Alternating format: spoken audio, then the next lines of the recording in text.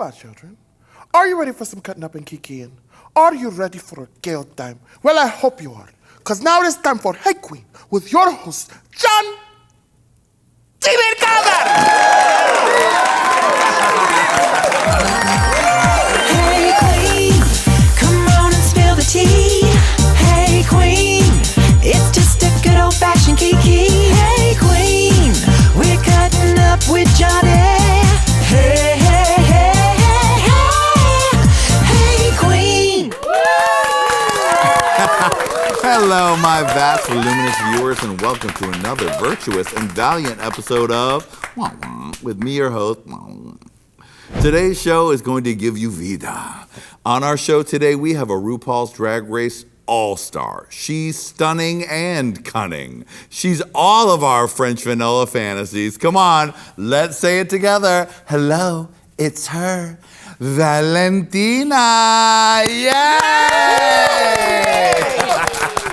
But before she brings all of her splendidness to the floor, there's another fantasy that you must imagine. She's mi amor, like a single blood red rose. She's soft, coiffed, long-stemmed, and gemmed.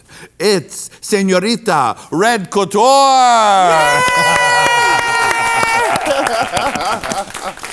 Hola, Qween. Hola, Qween. Mama Roja Valentina es aquí. Valentina? No.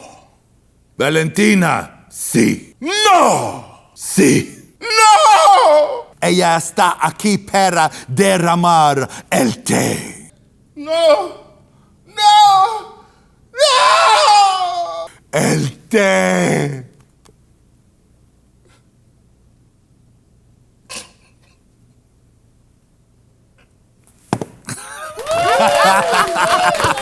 Oh, Lady Red, you're a very good telenovela actress. Well, you know, my Spanish is limited, but they know what I mean. Right, exactly. As you could have guessed, today is the day we've been waiting so long for. The one, the only, it's her, Valentina. She's in the house today! And we're going to be with her right after this very good break. Ooh, I can't wait.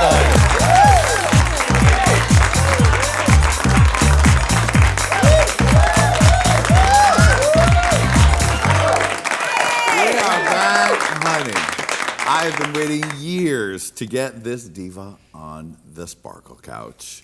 She has had so many iconic moments in her short career that she is well on her way to the title of full superstar. Here today, the gorgeous, the incredible, the one and only Valentina!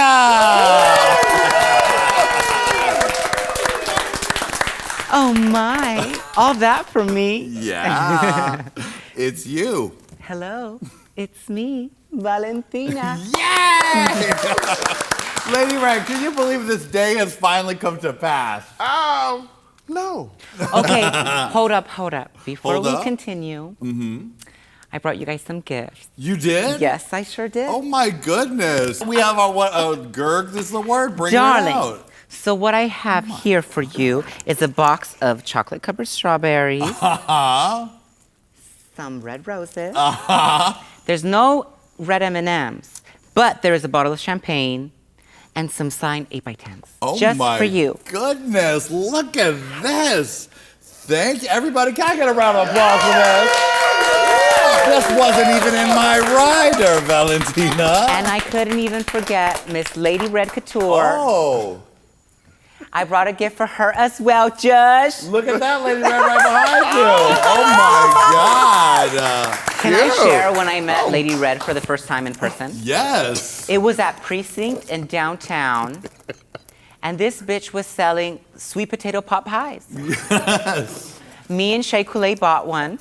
Shea Coulee was performing that night, and our fat asses devoured it. Legendary. You know it's good when it tastes like type 2 diabetes.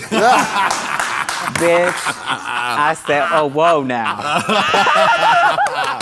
Valentina, you look incredible. Not that you haven't always looked incredible, but this is like, up close, I'm speechless, really. Thank you, mi amor. The hair, the beat, we were talking about your beat is just been perfectly refined. This whole thing. Yes. Well, all I did was I woke up and I showered. Uh-huh. And I came here and I said, you know what? This is just natural me. It is. Girl, just kidding. There's a whole team that goes behind this whole boop boop ba-doo. Right. And the thing is, I've always had a community of friends, talented people that, you know, whether they do hair, whether they do costumes, whether they do lashes or makeup, whatever it is, I've always had a community of creative people, because I come from a creative background, that is there to support me, to help me. But at the same time, it's all done with love. And at the time when I had first met Vicky Vox, who she came up on here with Detox, which I love Detox. And she came up on here and said something like, when she first met me, she gave me like this lecture, like, baby, you know, you have all these people backstage trying to help you and all that, and you're not gonna have that always. And you know, I really took it in, because at the time I was like new to the community, new to drag, and I was like, you know, yeah, I'm gonna have to be more independent and all, but girl, like, to be honest, like, I'm here today and I still got a strong team getting me ready. That's right. They're all right there. Give yourselves a round of applause. I would like to give a big thank you to my team. Not only the ones that work with me today, but I've had so many talented people come in and help me, whether they do makeup, whether they do costumes, whether they do hair, whether they bedazzle some tights, whatever they do. I have a whole community of friends and team that have helped me through this process of blossoming and transforming and transitioning into Valentina in different phases. And I just would like to thank them, because without them, I would not feel as confident as I do to be able to focus and do my work. And it's just so glamorous when you show up and you got a makeup artist, a hairstylist, a stylist, an assistant, bitch. Girl, it lets you focus on what you gotta do. That's right, and that's how you get to feel your fantasy. Girl, the French vanilla. Yes. You seem like you're in a really good place. You know, Johnny, I'm really happy right now. I am the happiest I've been in a very, very long time. And this time, Johnny's been inviting me for a very long time to be on this show. I've been sending you little notes. Yes. We got to work together at your All About Valentina one-woman show.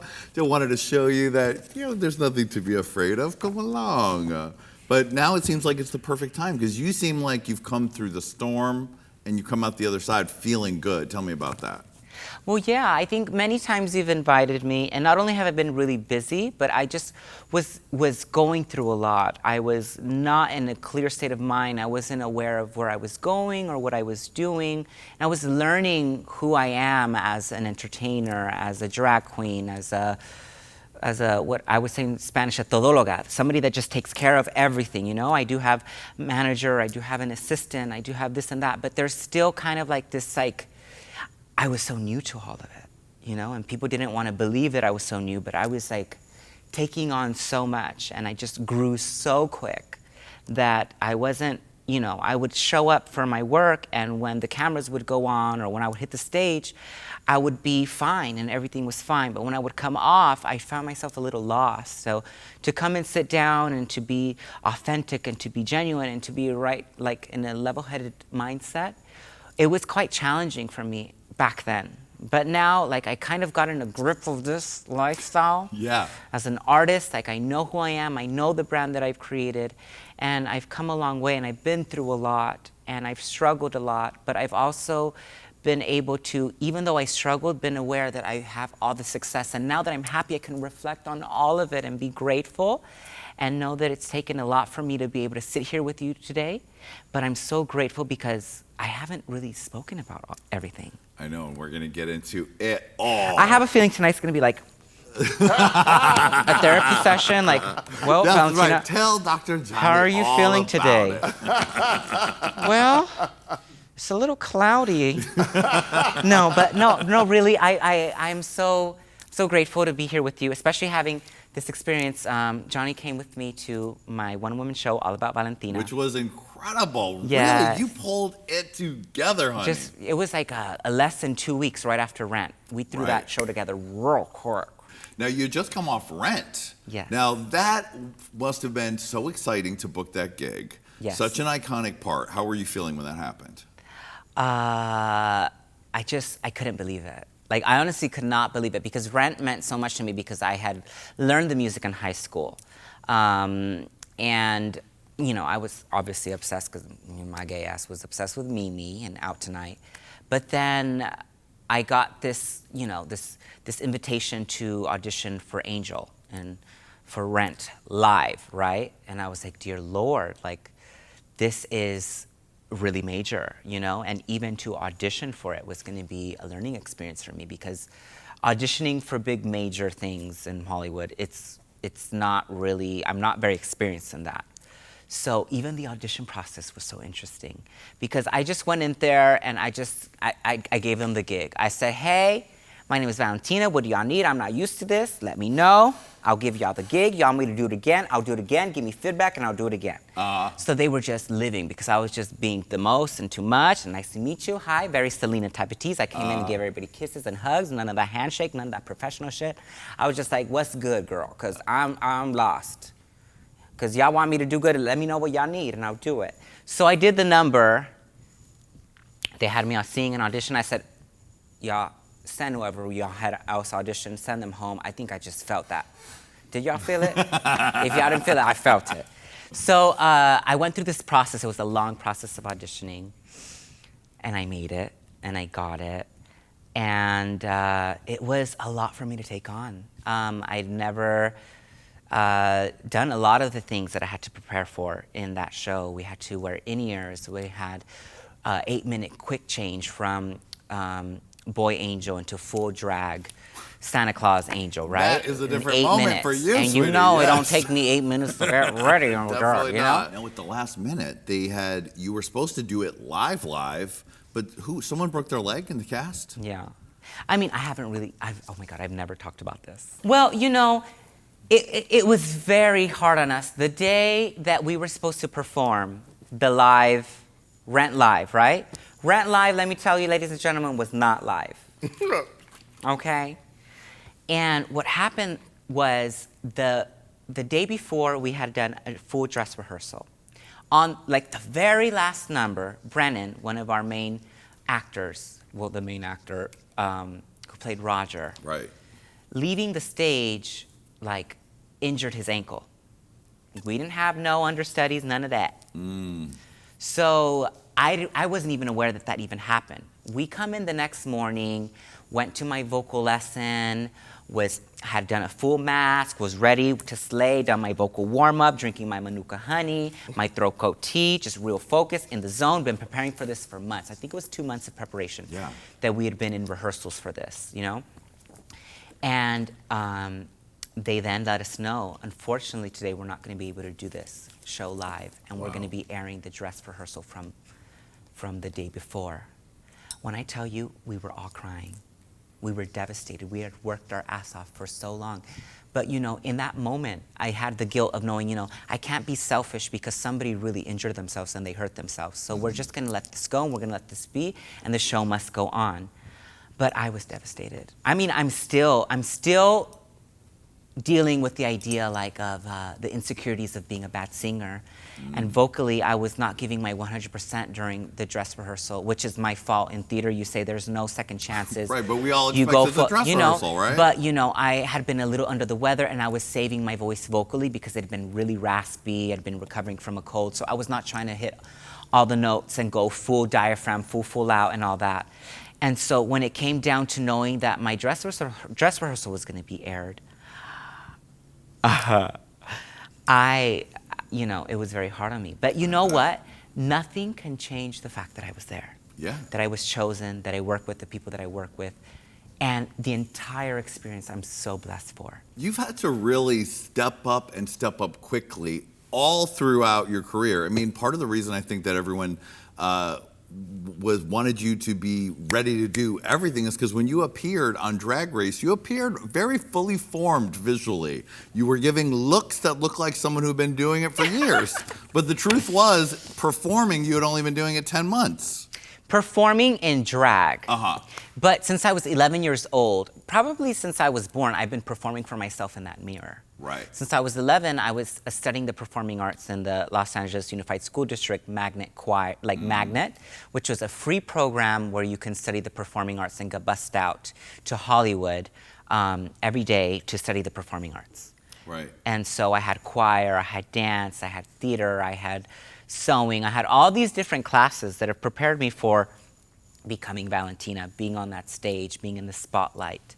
You know, I thank all the mentors and all the teachers and everybody that has been a part of that process. All my teachers in middle school and high school that believed in me, you know, that gave me the confidence and the technique to be able to wing it and pull some shit out of my ass on Drag Race. You got what I mean? Yeah. And so people don't believe that I was a new drag queen because I know how to pose for the camera, you know, and I know how to put a look together. And those looks were you know, so iconic. just because I'm a new queen don't mean I need to look terrible. Right. You know? People really did not believe it, but I was new. I was new to all of it. I was very new to all of it. Didn't know how to host, didn't know how to tuck, didn't know how to tie it in a corset. I was learning that all in the moment during Right, Drag Race. because you know when I saw you on Drag Race and heard you only doing drag for such a short period, I was like, well, I bet she's been a star in her room for many years because it seems like you had a full. Because I understand that, like in your room, you've been getting everything together and you knew how to perform and you've been doing it. So once you put it on, you were ready to just. Can you go. imagine me at 4 years old? In my little Superman underwear, interviewing myself like I was being interviewed by Barbara Walters, just talking to myself. And how do you feel today? Well, today I feel great. Like just going off. I can like, imagine. I always felt like I needed to prepare for something when I was very little. I feel like I come from another planet. Like I feel like I was born somewhere that I didn't belong. Like I was like, why am I here? Like I just felt like there was a lot of challenges being born and growing up, and things didn't make sense for me, you know? And the more as I got older, I kind of found my tribe and I kind of found myself. And since a very little age, I knew that I was very, very different, and I didn't know why. But now, I sure know why now. It's a lot, and I'm always transforming and I'm always evolving. And since that time where I was like interviewing myself and training myself to be something big, I think that little boy that was just like dreaming of something big has it now. And now that I have it, I feel like almost as if those dreams have been accomplished and now I've created new dreams. And now I'm shooting for even bigger ones. And you just got to keep pushing. Make sure that you at home are following us on all social medias. That's at Hey Qween TV on Facebook, Twitter, Instagram, Farmers Only, Black People Meet, etc. Right, Lady Red? That's right. Valentina, there's so much to talk to you about when it comes to Drag Race. So many iconic moments that we haven't really ever heard your full side on. So today I want you to be able to clear the air on every situation and really give us your POV, because you were the diamond in the middle of the storm. There was you came out of the box fully formed, and then suddenly there was a lot put on you, and we've only heard little bits about what that was like, and that's what I really want to know from you today. Oh my, are we really gonna go in? We are gonna go in. Oh my God, I've long awaited this. You know. Let's start at the end, because after your original season on Drag Race, it must have felt crazy. You went home early. You seemed at the time and during the competition and when it was airing like you were maybe the favorite to win. And you certainly believed in yourself. You had the looks to do it. There was the moment. The iconic moment with the mask. I'd like to keep it on, please. Where you had the balls to say that you wanted to keep it on, which already is like, well, she is just doing it, honey, because most people would just have taken it right off. What was it like in that moment? Well, listen, I had been doing so well in the competition. I had been very focused on the competition.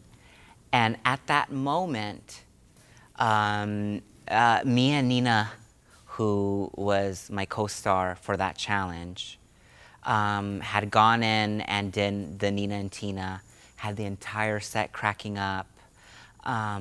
and they enjoyed it, and we had built this confidence that we had done great. Little did we know they weren't laughing with us, they were laughing at us. But bitch, they were laughing, right, Nina, Bonina Brown? They were laughing. And plus, if you watch that shit, it's crazy and it's hilarious. And when it came down to the deliberation, that's kind of just where I zoned out. I think my mind just went into like a spiral, like of just overwhelmed, overstimulated, confusion. And I really did have a mental breakdown where, you know, it's really sad for me to watch that episode because I watch it and I don't live it. I don't remember it. I'm watching it, I'm like, I can't believe, why can't I remember that I was there? I was literally there, I'm literally blinking, and you could see how dead I am in the eyes. You could see that there's not really much reaction out of me. I was not present. If anything, I feel really cringe when I watch it because I see somebody just lost and not present. I mean, if you knew me, you know I'm a fighter and I don't give a fuck. I'm a chola and I come through and I rise to the occasion, okay? But there's something about that moment that really got me. Like, it's a moment in history and time for the repertoire of who I am and what I do that will always live on, that will always be acknowledged, and I'll always be there. And you can epically see me fail, right? You could publicly see me be at my lowest form where I just cannot react and rise to the occasion, right? Right. And it looks like I'm acting some type of way or maybe very entitled and that I'd have the nerve to tell RuPaul, I'd like to keep it on, please. But literally, I'm not even present, you know? Wow. I don't know how to describe it today because I don't feel like I was in that moment, you know? I just remember there was a moment where RuPaul screamed at me and I was just like, oh shit, like, this is really happening right now. That must have been scary. Yeah, and you know, I had Nina on the side being very supportive, and she was saying, it's okay, sis, I got this, you can do it. You know, me and Nina during the show, we were very, very close. And it was a low moment. And I mean, not only was that a low moment in the moment, because I just felt like all my dreams just shattered to a million smithereens in that moment, but getting eliminated and getting home, having been eliminated and staying at home for a couple of weeks is the worst and darkest time that I've lived in a long time. And people don't know that what you see on the show is not just part of it, but like there was a really, really dark time that it took me a long time to bounce back from getting home with all my luggage, not having won. Right. You know, because that was my only objective, to go and to actually win for that season 9. Not so much for All Stars, okay? To be honest. You didn't need it at that time. Girl, I was like, just give me the TV time, bitch. Right. You know? Exactly. Give me the TV time and I'll still win something, bitch. Yeah, you'll win the hearts of millions like you did. But that first time, you were there for a reason and you must have come home and felt very disappointed. Yeah. How did you very make dark. it through to the point when you guys had to then put it back on for the world when the promos and all that were released? There was a lot of like not leaving the house, not checking my phone, not being awake, just going to sleep. I just didn't want to exist. You know, there was this frustration that I could not remember what happened or why I was home. I was not supposed to be home. Wow. I was very disappointed in myself. I'm very critical about myself. But as broken as I was, it gave me that fuel to come back and hit it real hard for when I came back. Right. And something in me knew that I was not gonna allow for that to define the kind of performer that I am, the strong person that I am, and the willpower that I have to fight back, right? And not only that, I just really can acknowledge that it's a very human experience for everybody to see me fail early on in my career. The very beginnings of my career, it was tough. Yeah. A lot of us, when we're young, we go through some tough, shaky turbulence in the beginning, right? And those experiences make us stronger. There's no experience like life, right? You had to do it on camera in On front of camera. millions. And I mean, I cannot deny that that moment is so fucking iconic. Well, yes. Can we get a round of applause for that? Yes. Have you been able to accept that now? You've been honey, able we're to over enjoy it at this point. We're over it, Right. honey. I love that it happened. It catapulted me. I actually was the #1 trending Twitter topic in the world. Yes. Worldwide. You know? But that can't have been easy at the time. Were you able Absolutely to? not. That was it, because that was the time when you said it yourself at the beginning of the show here, is that after you became famous is when you really had to start learning how to be a practical drag queen. Hey, how's everybody doing? Doing all the things that normally is in the build-up. You were doing them now when you were famous, and you said you had a bit of a tough time there. Do you want to talk about that? Yeah, I think, what was really the hardest was maybe just having the lack of experience, and then the entire drag community was not in favor of me. Something about me stormed through with all the success really fast, Right. without paying what people say is my dues, right? We have people that have been in the pageant system that come from drag families, that have worked their ass off day in and day out with $50 gigs, and coming up in the scene and learning drag raw on stage and in front of people. And I didn't come from that. I came from the theater, I came from the stage, right? And so where is this little girl coming out of nowhere, Right. and having all these people praise her and applaud her when she don't even know how to do drag yet? And here I've been doing work for the community and blah, blah, blah, and this and that. And I can understand why drag queens would be like, who does she think she is? She don't even know what she's doing yet. And I didn't, right?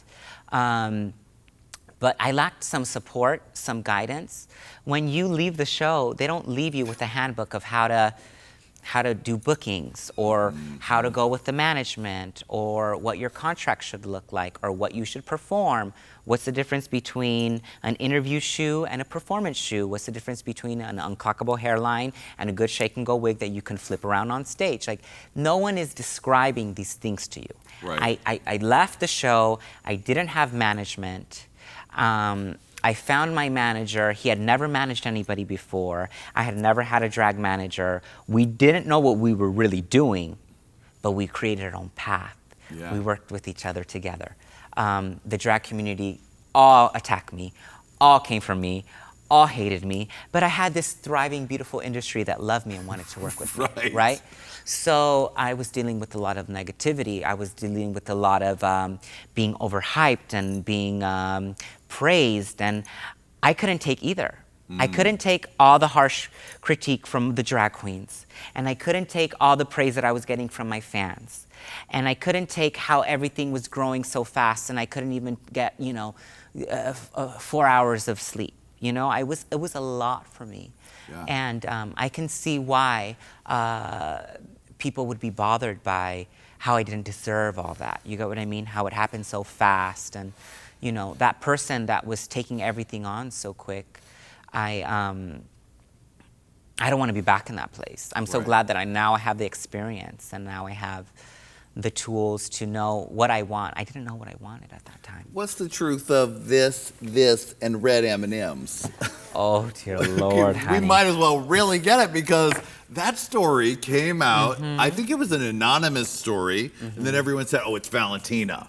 There's something about the way that I do things that either irritates people or people just live, right? So I have this either or.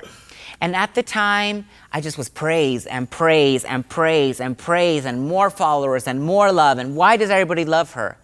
That I've just been getting so much love that when anything that comes up must come down. Anybody that you know is really famous, like, everybody's gone through this process of like, okay, we all love Cardi B, right? And she was rising, rising, rising, rising. She gets to a level of success, and then there comes that little turbulence where it's like something will happen. They're like, no, let's clock her, let's drag her, let's cancel her, let's bring her down. And we've all had this moment, us artists, where like we climb too high, and then they want to drag you down to see if you can make it through. And I think Red M&Ms was that moment where everybody wanted to just like snatch my wig off, throw it off, and see if I would cry or if I would stand there and pose. And in that moment, when it happened, I was building.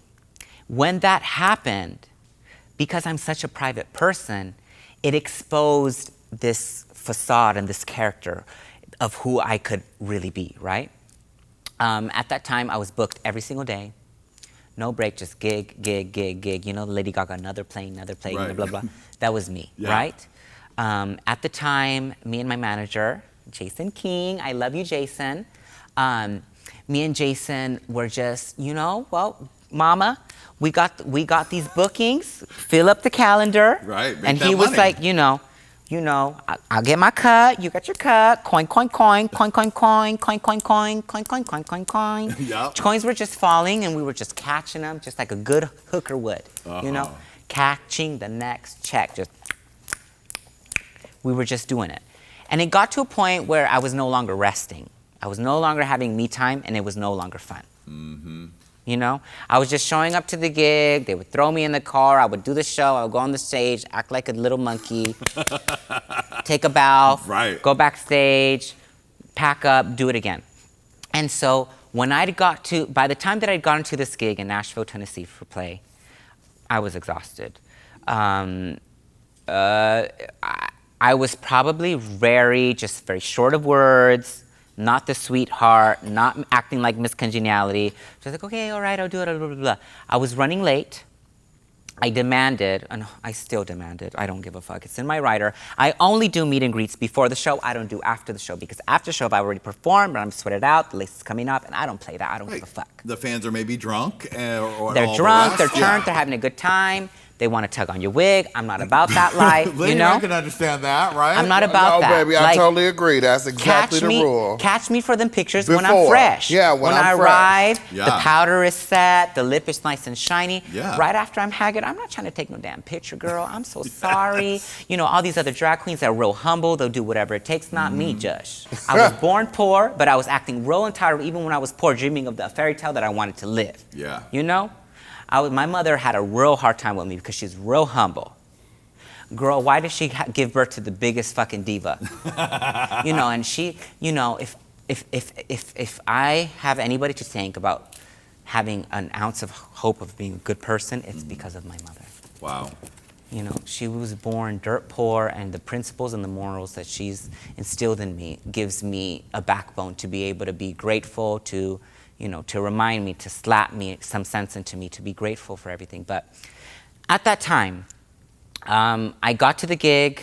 Maybe I was not nice that day, but there was all this stuff going around and all these rumors. Right, they were all like, Valentina Yeah. showed up, she was late. She was did late. this, She and demanded having a meet and greet before that. Then there was this karate chop video, roll the footage where I'm attacking a fan and slapping her hand away. Oh, right, I forgot about the Something old like that. slap the That hand blew away. up. And then she had posted this thing, not even mentioning my name, insinuating at a rose emoji. Right. Which the rose emoji is my emoji. It's followed me. I've blessed the entire community with rose emojis with lots of love, and it went real left. Yes, it's... Girl, it was like a hack of rose emojis from my Latin fans. They were just going crazy. I told them to give love. Ooh, excuse me, the champagne. Shirley Temple burps, it's okay, me Yes. too. Because Shirley Temple was drinking champagne at 7 years old. That's what I'm feeling like, because my goals, my image is like, what do I want to look like? I want to look like a little 7-year-old little girl. That's perfect youth. Hello. Hi, it's me, Valentina. Anyway, okay, so back to the story. back to the story, Because I'm yes. talking in circles now. So the story went that she uploaded some Instagram insinuating, I'm so tired of these girls, and she mentioned a lot of girls, but it all fell on me because of the rose emoji. Right. That are demanding to have red roses and red M&Ms and champagne and being driven around. And I think at the time they'd had Nina Bonina, and they had driven her around and took her to Party City to blah, blah, blah, blah, taka, taka, taka, hate their fans, blah, blah, blah. And at the time, it all fell on me. It all fell on me, and the whole community came for me, Josh. They all turned. Yeah. Even my own fans turned on me. I got, let's say, I had been at DragCon. I had a 5-hour wait for my fans at DragCon. just signing my life away. I had fans getting 8x10s of me, ripping them and throwing them in the trash. They'd been sending it to me direct. They hated me after that. How dare you be so rude and disrespectful, blah, blah. All those things that were said about me, aside from the fact that I was tired and short of words and demanded to have a meet and greet before the show, which everybody does it now, by the way. Yeah. Like, I feel like me and my manager helped pave the way for meet and greet only before the show, no exceptions, or else I'm not coming because I don't play that shit. Mm-hmm. Okay? And so, I can't, you right? So, paving the way for that to happen and, like, came for me, right? How did you handle it emotionally? Because you're on a roller coaster at that point. The highest high of getting on Drag Race, getting kicked off, getting back out there, doing so well, then getting kicked off on the television version, and then getting so much attention. So you had come off this big high, and then suddenly it's zooming down. Where are you at emotionally at that point? Emotionally, I'm lost. I'm very lost. I don't know who I am. I don't know what I'm doing anymore. I don't love what I do anymore. Everything is just, my drag is tired. I'm tired.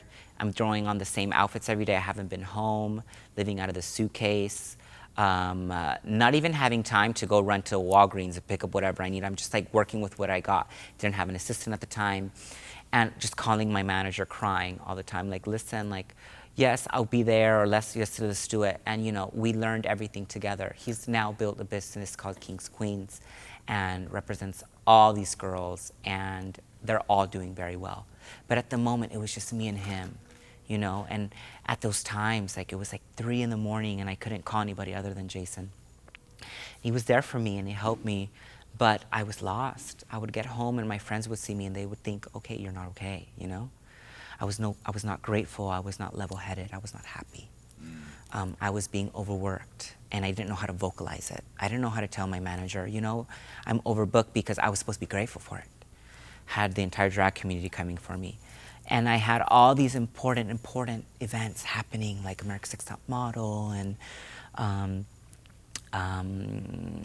what is it on Bravo, that show? Andy Cohen invited me to come and talk. Yeah, you were and all over the place. Moschino came and invited me to be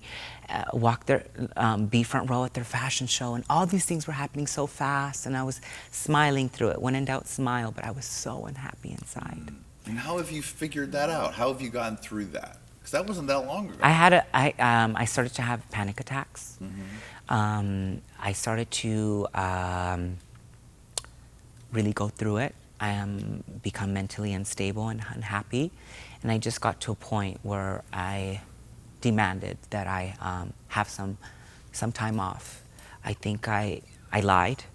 I lied one time, and I said that I had kidney stones, but I was having a real mental breakdown, real mentally unstable, and like threatening all the people that I loved, and said, like, if you guys don't give me a break, I'm gonna hurt myself, you know? And they then knew and understood that I needed some time off to just collect myself. And after that, me and Jason, who I love, we started to work out my schedule and said, you know what, like, I need to focus on my mental health, because I'm not enjoying this. If I can't enjoy this, how the fans are gonna enjoy me getting there? No one's gonna wanna enjoy working with me. I'm being a bitch and being ungrateful, and I don't love what I do. So I collected myself real quick. I picked the pieces together, and I started to think about, do you love what you do? Of course I love what I do. Are you grateful for what you do? Of course I'm. Why? How can you show that? So I started to get more involved with my community of people that I had left behind. Because when you're traveling, you don't have that hug, you don't have that kiss, that support of the people that love you. You're just going on your own, and you're like expecting that the applause of strangers will fill the void for that daily love that you really need every day in your life, right? That hug, or that, hey, Josh, how are you doing? I was never available to that, because, you know, my times of being available and awake are from, 10 o'clock at night to 5 in the morning. And who's gonna answer the phone at that time, right? So I just started to get myself together and fall in love with drag again, because I'd fallen out of love with it. I always fucking wanted this. And now that I have it, I must pay for it, and I must live with it, and I must learn to love it, learn to enjoy it. It does bother me sometimes. It does. Sometimes I just want to be normal. Sometimes I just want to be free. But then I'm like, no, bitch, you're a star. Make it work. You know, so you just come to live with it, and you come to save your energy and to learn how to be the star. You know, a star will always shine. And if you're aware of that, and a star's gift is to share that light, that you have so much in you that you have to share it, but you have to save it. You can't just be giving away samples for free all the time. Yeah. No, you have to meditate, and when the moment comes to share, you go out and you just shoot them, you hit them with it. Here's some love. You know? That's right. So what's next, Valentina? Are we going to get that Valentina album? It's taking a long time to make this happen, but I've been working on an entire album. I'm hoping that earlier next year it will come out, if not new music, very soon. Right. I just wrote my first song, and I was gifted a song written by Gloria Trevi and Claudia Brand. Wow. It's a big deal for me. I just performed it at Carolina Herrera for their after party. And, you know, this whole music journey, I'm taking my time with it because I want to do it right. Yeah. You know? Yeah, because you only get to make your debut once. Yeah. And we know you like to do it perfect. Oh, honey, I like a big old fat budget. Yes, you do. You know? And everything that I do well, everything that I do, I like to do well, and I like to take my time with it. So I let out things a little bit at a bit. You know? Valentina, you have really turned it, and you've been through a lot, and I think you're incredible. And I know that there's so many more big things to come for you. You truly are a superstar. Thank you so much. We love you here at Hey Qween, don't we, Lady Rat? We love her so much. Thank you for coming, girl. And honey, you have turned it so fiercely that you have snatched the trophy. There you go, honey. Thank you so much. And you've also won yourself, you know what it is, a lap dance.